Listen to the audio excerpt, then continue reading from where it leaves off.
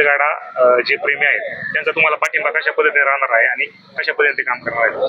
मी आंबेगाव तालुका अखिल भारतीय बैलगाडा संघटनेचा जरी अध्यक्ष असलो, परंतु आमच्या अध्यक्ष निवडीच्या वेळेस कुठल्याही प्रकारचं राजकीय किंवा राजकारण संघटनेमध्ये आणायचं नाही.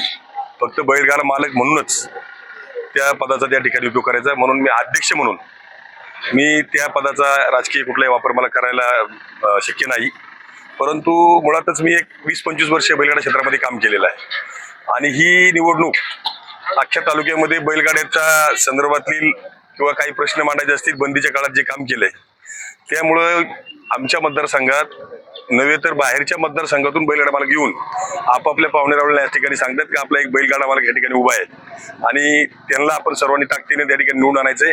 कारण बैलगाडा क्षेत्रामध्ये राजकीय लोकांचा सुद्धा आपल्याला गरज आहे. कारण कुठं काही प्रश्न निर्माण झाले तर ते मांडण्यासाठी एक आपल्या तालुक्यातला एक चांगला प्रतिनिधी बैलगाडा मालक म्हणून असावा.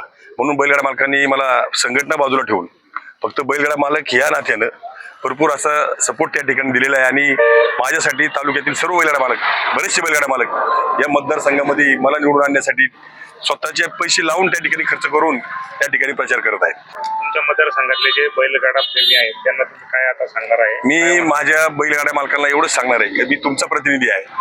राजकारण पक्ष या गोष्टी घडत राहतील, परंतु बैलगाडा असा मालक म्हणजे राजकारणामध्ये मी पंचायत समिती सदस्य झालो पण 5 वर्षांनी माझी सदस्य होणार आहे. परंतु बैलगाडा मालक कधी माझी होत नाही. बैलगाडा मालक कायम माझीवर राहतो. म्हणून बैलगाडा मालकांनी ही निवडणूक या मतदारसंघामध्ये पूर्णपणे हातात घेतलेली आहे.